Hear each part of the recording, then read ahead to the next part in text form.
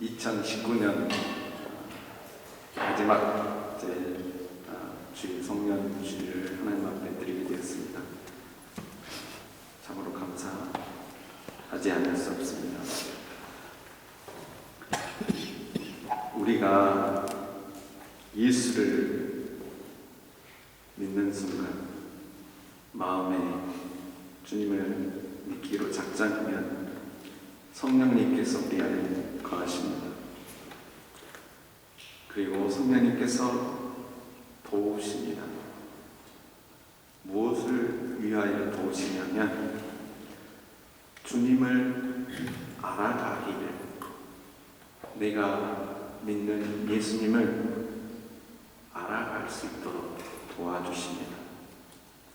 주님을 알아가는 것이 신앙이고 신앙의 여정입니다. 알파와 오메가 되신 주님을 우리가 안다는 것이 어떤 것이냐 하면 바로 영생이라고 성경은 말씀합니다.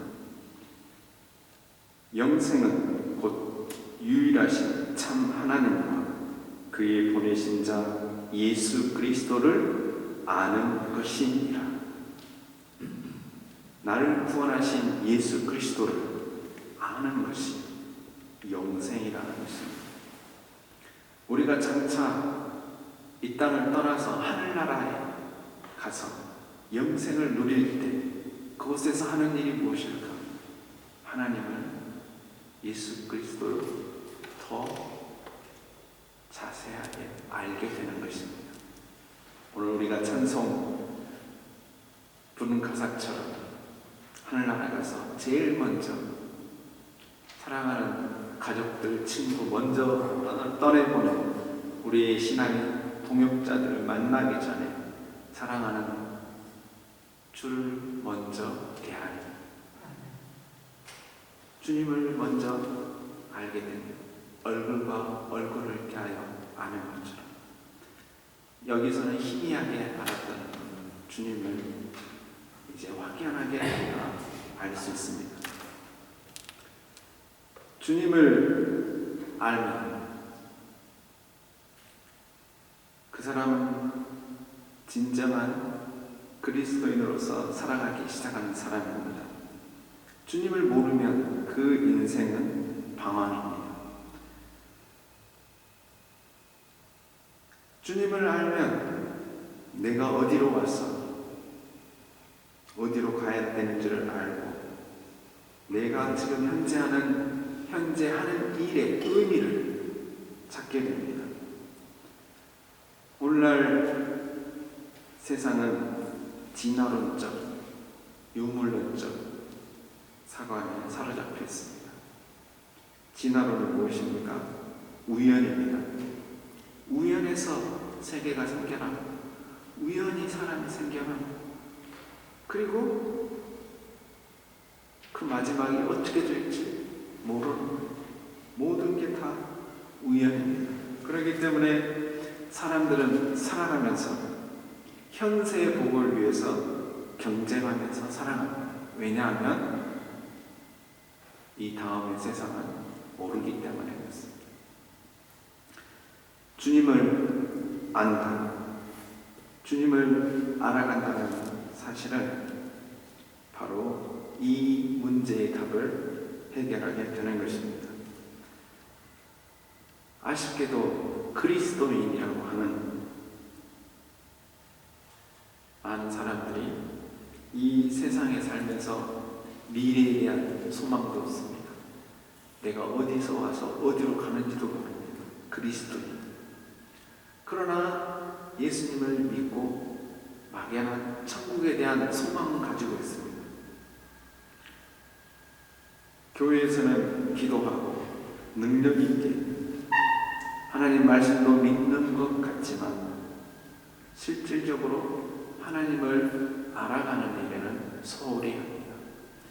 교회를 나오면 하나님을 알려는 그런 노력이 있어야 되고 교회를 밖에를 나가서도 하나님을 알려고 하는 그런 노력이 있어야 하는 것이 신자의 도리입니다. 오늘 우리에게 주신 이 베드로서 목사의 말씀은 능력을 갖고 하나님 자녀라고 하면 그 능력을 발휘할 수 있어야 된다고 말씀해 주고 있습니다. 능력을 발휘할 줄 알아야 돼요.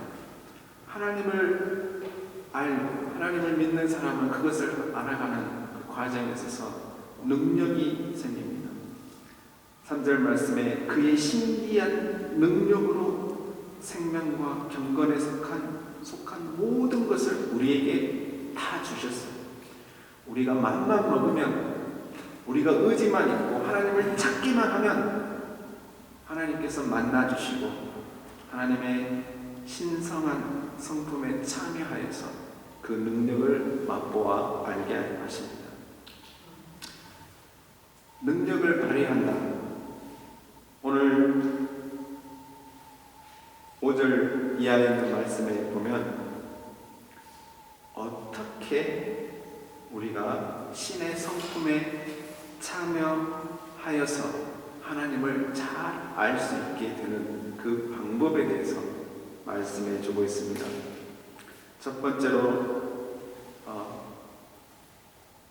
더욱 힘써 너희 믿음의 덕을, 먼저 믿음이 등장합니다. 그러니까 하나님의 성품에 참여하는 그 가장 기초되는 부분이 바로 믿음이라는 것입니다.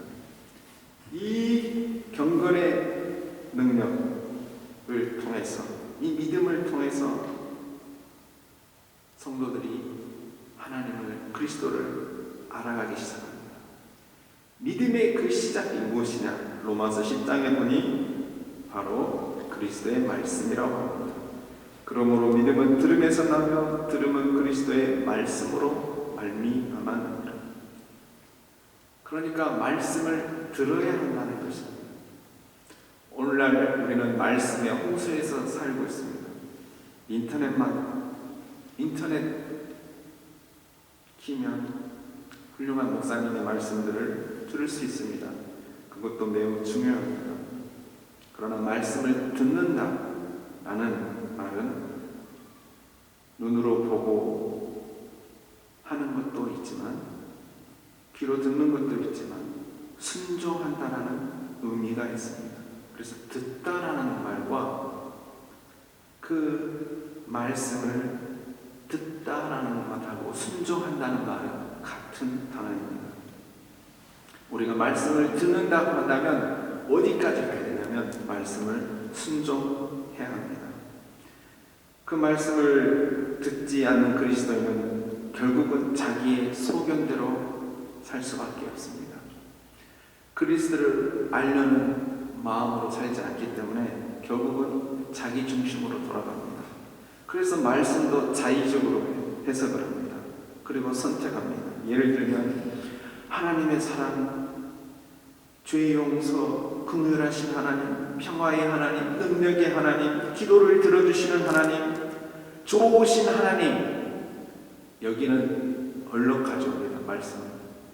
그런데 심판, 희생하라, 헌신하라, 회개하라, 형제를 사랑하고 내 이웃과 같이 사랑하라, 원수를 용서해라, 사랑의 수고를 해라, 이런 말은 다 거부합니다. 우리 교회는 아니지만 어느 동네 가면 그런 사람들이 있답니다. 말씀을 자기 오른대로 해석하는, 아이고 우리 다 지킬 수도 없는 말씀이고, 그런 식으로 자기 형편에 맞게끔 말씀을 자기가 기준대에서 판단합니다. 얼마나 위험한지 모릅니다. 베드로후서의 말씀은 그것을 경고하고 있습니다. 다음 말씀을 근거해서, 이 기초에서 그 다음으로 올려야 하는 것이 무엇이냐면 덕입니다. 믿음 위에 덕이 있어야 한다는 거예요. 믿음이 있다고 하면서 교회 안에서는 정말 은혜스럽고 덕스럽습니다. 모든 것이 다 모범적입니다. 그런데 교회 밖에서는 윤리적인 모든 문제에 모순이 됩니다. 그래서 저 목사가 저럴 수가 있어요. 이런 말 듣지 않습니까? 그리스도인이 돼서 저렇게 행동하면 되겠어. 법을 어기고 윤리적인 모습에 빠져서는 안 된다는 거예요. 믿는다고 하면 반드시 그 위에 덕을 쌓아야 한다는 것입니다. 그 덕 위에 다시 또 쌓아야 하는 것이 무엇이냐면 바로 하나님을 아는 지식입니다. 다시 말씀으로 돌아가야 합니다. 올해 저희가 말씀과 기도로 거룩해지는 교회라는 표를 가지고 하나님을 달려왔습니다. 믿음의 경주를 했습니다. 그리스도를 아는 지식이 가장 고상하기 때문에 그 그리스도를 아는 지식이 어디가 있냐면 가장 잘 알 수 있는 것이 하나님의 말씀입니다. 베드로는 오늘 우리에게 말씀을 전해준 베드로는 직접 예수님을 눈으로 보고 예수님의 죽으심을 목격하고 부활을 직접 경험한 사람이기 때문에 그가 하는 말이 무엇이냐면 말씀으로 돌아가라 라고 얘기합니다. 내가 다 예수님을 다 만나봤으니까 그렇게 얘기하지 않습니다. 말씀으로 돌아가라. 그 말씀 안에서 그리스도를 발견하게 되는 것입니다. 뿐만 아니라 이 지식을, 경건의 지식을 쌓기 위해서 우리가 찬양, 경건한 서적들을 우리가 할 수만 있으면 가까이 해야 합니다. 얼마나 우리는 그리스도 밖에 있는 것에 얼마나 많은 시간 투자를 합니까? 여러분들께서는 하나님의 말씀을 위해서, 경건한 영의 양식을 위해서 얼마나 시간을 투자하십니까? 가장 고상한 지식, 예수님을 아는 것이 영생이라고 그랬는데 영생에 대해서 관심을 갖고 계십니다. 우리는 하나님의 지식을 쌓기 위해 애를 써야 합니다. 이 지식 위에 절제를 더해야 합니다. 그리스도인은 자유합니다. 모든 것에 자유합니다. 바울은 솔직히 말하면 술도 마실 수 있고 우상에 드리는 떡도 먹을 수 있고 다 할 수 있어요. 자유할 수 있어요. 그러나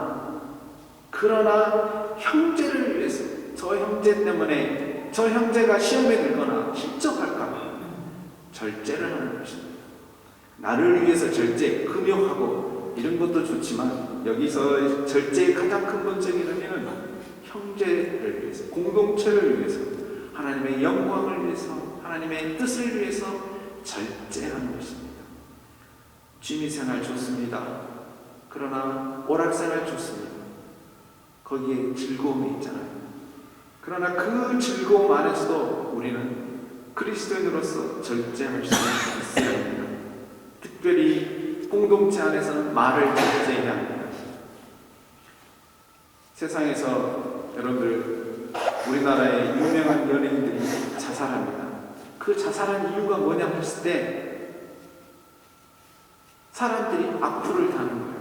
저 사람 못생겼다, 저기 수술했다, 저렇게 이상한 소문, 뭐 남자 소문, 여러 가지 악플을 달아서 그 사람을, 인간을 모독합니다. 잘못을 지적합니다. 그렇게 해서 그 사람이 세상에 얼굴을 들 수 없게 만들어버립니다. 그리고 자살하게 만듭니다. 그 사람들은 얼굴도 모른 채 말로만 해서 사람을 죽였습니다. 살인이 뭐냐? 바로 말로 사람을 죽일 수 있다는 것을 우리가 알아야 합니다. 사람을 죽이는 것은 칼로 죽일 수도 있지만 말로 여러 명을 죽일 수 있습니다. 공동체 안에서는 말을 절제해야 합니다. 가장 절제해야 될 부분입니다. 감정에 근거하는 것이 아니라 앞에서 말한 믿음과 덕과 지식을 근거하여서 절제해야 합니다. 다음으로 인내해야 합니다. 베드로 전서는, 여러분들 전서는 고난에 대해서 얘기를 합니다. 그래서 환난을 받으면 너희가 하나님께 주 앞에서 즐거워하고 영광을 돌리라. 너희가 하나님의 고난에 참여하는 것에 대해서 너희가 감사하게 생각하라. 이게 이 베드로 전서의 주된 내용이에요. 베드로 전서에는 그렇게 환난이 많았습니다. 여러분들 예수 믿으면 당연히 환난을 받아야 된다라는 게 베드로 전서의 얘기입니다.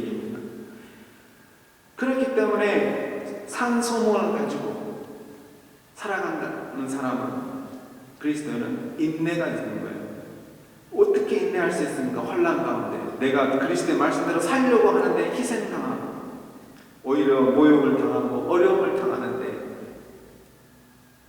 그럼에도 불구하고 우리가 어떻게 인내할 수 있습니까? 바로 우리에게 산 소망이 이 땅에 있지 않고 저 영원한 하나님 나라에 있기 때문에 그렇습니다.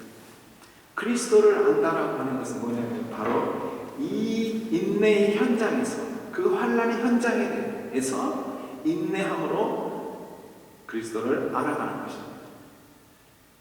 우리가 하나님 앞에 기도해야 될 많은 덕목들이 있습니다.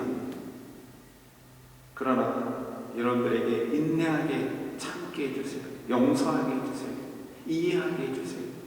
라고 우리는 기도해야 합니다. 하나님 무엇이 잘되게 해주세요. 내가 무엇을 성공하게 해주세요. 이런 기도보다 하나님 이러한 성품이 내게 있어주게 해주세요. 나는 지금 이 순간에 도저히 저 사람에 대해서, 내 상황에 대해서 견딜 수 없습니다. 이때 우리는 기도해야 되는 거예요. 그래서 우리가 교회 나와서 기도하고 말씀하는 것입니다. 그 힘을 달라요. 여기에 경건의 훈련이 있습니다. 하나님과 교제해야 합니다. 지속적으로 밥을 한 번만 먹고 내일은 안 먹자. 계속 날마다 식사를 하는 것처럼 우리는 늘 기도와 찬송으로 하나님과의 소통의 그런 교제가 있어야 합니다. 이 경건을 통해서 형제에 대한 깊은 이해가 있는 것입니다. 하나님께서 기뻐하시는 경건은 하나님 앞에서 정결하고 더러움이 없는 경건은 곧 고아와 과부를 그 환난 중에 돌아보고 또 자기를 지켜 세속에 물들지 아니하는 것입니다. 그리스도의 이 경건은 바로 실천적인 면이 있다는 것을 여러분들이 알으셔야 합니다. 내 개인의 내 만족을 위해서 경건, 이거는 세상 사람들도 할 수 있습니다. 이 진정 하나님이 기뻐하시는 경건은 형제와 이웃에게 하나님의 말씀을 통해서 나아가야 합니다. 바로 이 경건 위에 바로 등장하는 게 무엇입니까? 그래서 형제 우애입니다. 형제 우애. 더 나가서 마지막에 사랑으로 끝을 맺습니다. 저는 오늘 이 베드로 부서의 성품을 참여하는 내용을 세 단어로 줄일 수 있습니다. 믿음, 소망, 사랑입니다. 왜 마지막 처음에 믿음 기초, 마지막을 뭘로 받았어요? 사랑이잖아요. 이 모든 것 위에 사랑을 더하라. 이는 온전하게 매는 띠니라. 사랑은 하나님의 존재하는 방식입니다. 사랑을 하나님 얼굴에 보이지 않는 하나님 우리가 어떻게 알 수 있고 어떻게 증명할 수 있습니까? 그것은 형제를 사랑하는 때 하나님의 살아계심을 증거할 수 있는 것입니다. 사랑한다는 것은 하나님의 능력에 사로잡혀 있는 사람입니다. 사랑을 하면 절대 부작용이 일어나지 않습니다. 모든 것을 치유하고 사랑하는 모든 것을 고치고 모든 것을 살려낼 수 있는 힘이 사랑입니다. 저는 이 말씀을 준비하면서 한 가지 그림이 떠올랐습니다. 햄버거. 그래서 햄버거에 그 믿음이 제일 기초 있고 그 다음에 덕, 지시, 경건, 인내, 싸고 해서 여러분들 햄버거 계속 올라가면 이게 하나가 안 됩니다. 운반도 안 됩니다. 그래서 여러분들 높은 햄버거집 보시면 이렇게 맛있는 햄버거 꼭 흐트러지지 않으려고 뭐합니까? 마지막에 긴 꼬챙이 같은 데가 이렇게 딱 고정을 시킵니다. 저는 그것이 사랑이라고 생각합니다. 사랑이 뭐냐면 온전하게 매는 그 햄버거가 햄버거가 될 수 있도록 만드는 것이 무엇이냐? 저는 사랑이라고 생각합니다. 오늘 1장 말씀의 5절, 10절에 강조되는 단어가 있습니다. 더욱 힘써. 독일어 루터가 베뮤지시다. 노력해야 더 힘써라. 애를 써야 된다. 그렇게 신의 성품에 참여하라는 거예요. 더욱 힘쓰라는 말을 왜 강조했을까? 너무 이게 지금 하고 금방 지쳐가지고 힘들어서 선을 행하다가 낙심하고 말씀을 읽다가 덮어버리고 인내하다가 화를 내버리고 사랑하다가 용서하지 못하고 미워하고 그래서 힘쓰라는 말로 우리가 이해할 수 있습니다. 그러나 저는 더 긍정적인 측면에서 이해하고자 합니다. 그것은 뭐냐면 우리가 3절의 말씀 들었던 것처럼 이미 우리에게 이 능력을 하나님께서 주어주셨습니다. 이 하나님의 거룩한 성품에 참여할 수 있는 모든 것을 주셨습니다. 그리고 우리가 하나님의 사랑을 맛보면 여러분들 더 먹고 싶고 더 알고 싶고 더 만나고 싶고 그래서 더 힘쓰게 되는 것입니다. 더 좋아서 더 알고 그것이 바로 신앙생활이고 올바른 신앙생활이고 믿음 생활의 모습입니다. 억지로 하는 것이 아니라 여러분들 억지로 하면 얼마 못 갑니다. 봉사하는 건 억지로 한번 해보세요. 절대 얼마 못 갑니다.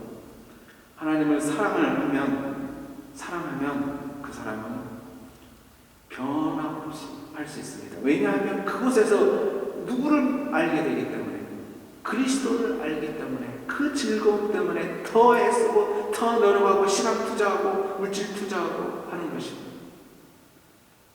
게으르지 않고 열매 없는 자가 되지 않게 하라고 권면합니다. 어떻게 해요?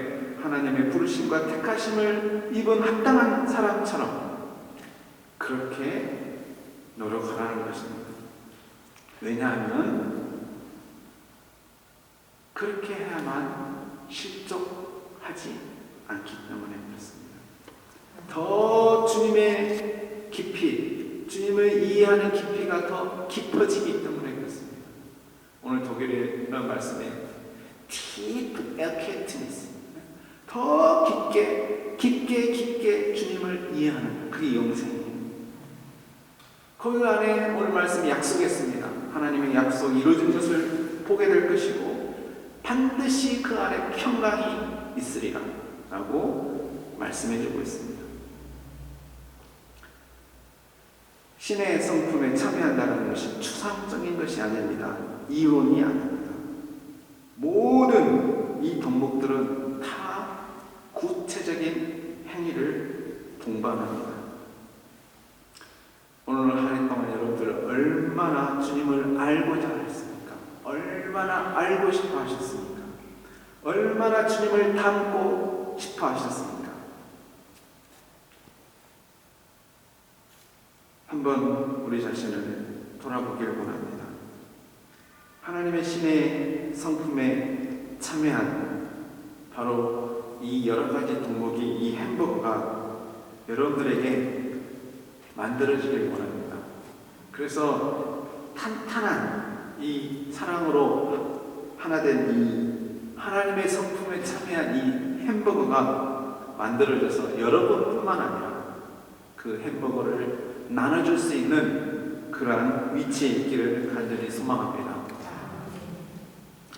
저희 교회의 말씀과 기도로 거룩해 주는 이 한 해의 표, 여러분들 내 성품이 얼마나 되는지를 다시 한번 이 한 주간 묵상하시고, 만약에 우리가 좀 더 부족했다고 한다면 우리가 회개하고 우리가 게을렀던 것을 회개하고 다시금 열심을 내시기 바랍니다. 지쳤던 분은 다 힘을 내시고 또 즐거움을 가졌던 분들은 더 욕심을 내셔서 선한 욕심을 내셔서 우리가 하나님을 아는 일에 더 하나가 되기를 간절히 축원하며 소망합니다. 기도하겠습니다.